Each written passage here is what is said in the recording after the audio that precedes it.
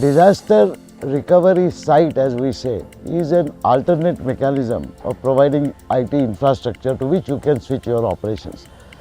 Disaster recovery management refers to the procedure that is to be adopted in case of a disaster. Business process continuity, on the other hand, has a larger implication. It talks about how your business will continue in spite of a disaster. The most important aspect for having an effective DR is to consider DR as a subset of BCP, what it really is. It shouldn't lose its business centricity. We must have a disaster recovery plan, we should have a disaster recovery handbook, and we should have all the facilities organized and managed and executed in the remote disaster recovery site comparable to the primary site. You need the right level of visibility, you need tools to provide the visibility to be able to make sure you're meeting the metric, recovery metric that you defined. If you've not, you can mediate and figure out, remediate and go figure out what's wrong and go fix it. Involvement of the top, that's a must for any successful program when it's standardization of BCP or DR, whatever it is. Most of the time organizations go for the best systems, but the process also designed, but there is nobody to ensure the processes are maintained. Disaster recovery and disaster management are in highest priority for a company like us because we have a very large transaction. For example, last year we did a sale of more than 3,28,000 crores. If you translate into every minute transaction, it comes to 3 crores. That's a huge amount. We can't afford to say that we have lost only 1 minute data. Important concern areas where we are setting up data centers across the country and you want to have disaster recovery sites. One important aspect is you're going to have different storage areas.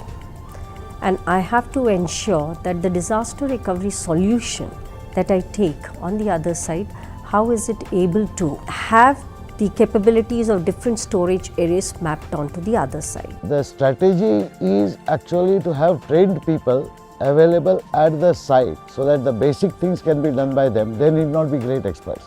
However, availability of experts who can connect into the disaster recovery management site from wherever they are and provide their expertise is also equally vital. We are in an evolving stage, there's a lot of adoption that has happened. And there's a lot of visibility that is getting executive level visibility for DR, which is heartening to see and I think bodes well for the overall recovery from the government perspective, PSU's perspective and the private organizations. We need to equally focus on all the 3 aspects of people, process and technology. Take our case. We have 3 data centers. The data center 1 takes care of the hardware failures. In spite of this, there is a possibility of failure due to man-made errors. We have a near site data center where we will sync the data only after 4 hours. There may be natural disaster, maybe earthquake or a flood or total power failures. Then that's why we have a 3rd data center in Bangalore, which is having an equal computing power as well as communication facilities so that end users can continue to work the way he works with the productive data center. Of course, technology is the vehicle on which every business is running today. But first, business should tell what are its priorities, what it wants. Otherwise, we end up sometimes in overkill. We create storages, we create capacities, we create redundancies at a huge cost, only 20% of which we may need. Aspects like criticality of an application become extremely important. How do I ensure a state has to categorize the applications into critical, non-critical, data, critical, not critical, and then choose the mix and match of technologies. Customers should not choose technologies first, they should choose an approach, a framework, put a process in place, and then the technology would naturally evolve. There are nowadays multiple options. One is you have your own disaster recovery site set up for your data center and have your own network link, your own servers, your own software, everything. Second is to hand it over to an outsourced agency to manage the whole thing. Third is to not to have a disaster recovery center, but use the facility provided by a big corporation like IBM or HP or Microsoft on the cloud to replicate your original data center resources. If that is so, I have to see, because you may not be having a disaster recovery site having the same cloud solution, or it may not be having the same number of compute available with you. Under this environment, how do I ensure that the applications and data which are either on physical or on cloud, they can be seamlessly available and they are disaster recovery? The organizations which have an enterprise-wide risk assessment, ERM process, they can do BCP planning also better. It is similar. If we have an integrated enterprise-wide priority assessment, risk assessment, we can have better DR. So, how do I use that DR in an effective way even when there is no disaster? I think the beautiful thing is to use it for reporting, extensive reports that you want to generate. So, if you can at the end of the day move your live data into that and have the reports churned out, while there is no disaster, you will be ensuring not only the uptime, but also you will ensure that at the time of drill or at the time of disaster, there are no issues and concerns. In the night 12 o'clock, whatever the transaction we have taken place that particular day, it has been made as a split mirror backup.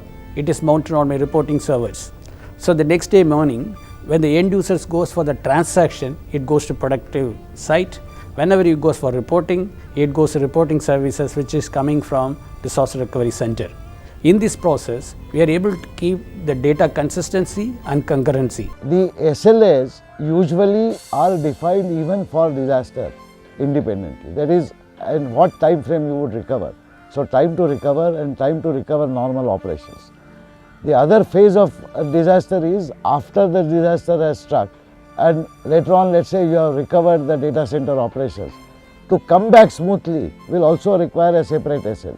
So you have got 100 applications running on 100 platforms, 100 softwares. Managing a disaster situation becomes equally difficult. So it is better that your enterprise IT architect should be a person who loves homogeneity. So you should have a homogeneous kind of an architecture. Disaster doesn't strike with a notice period. So, in our sector, we are pushing this point forward. We are trying to move to a situation where we reduce the RTO considerably, and without notice, banking sector should be able to do at least deliver the basic services. Payment systems should run, and the DR drills for the same should be either without notice or with the least possible notice.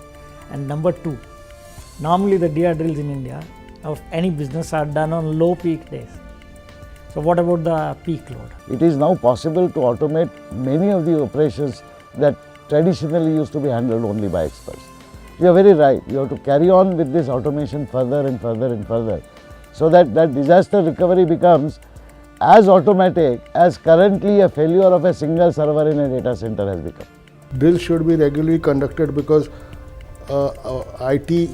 your applications keep changing, your processes keep changing, so that the disaster recovery sites are aligned to the processes which you are following in production. Disaster recovery drill must be done as silently as possible. The best example for many years has been NSDL disaster recovery, where they used to do it every 6 months and only 3 people in the organization used to know that there is going to be a disaster recovery. Practically every day we do a disaster mock drill compared to any other companies.